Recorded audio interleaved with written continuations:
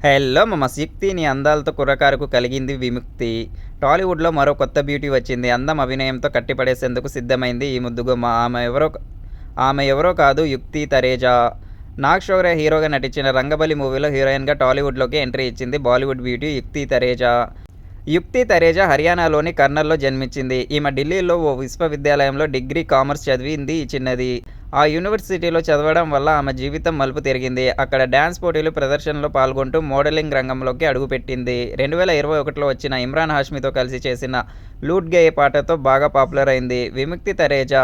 ఈ పాట వల్ల 'రంగబలి'లో నటించే అవకాశం అందుకుంది. మాతృభాష హిందీ కావడం వల్ల తెలుగులో నటించేటప్పుడు చాలా సమస్యలు ఎదుర్కొందంట.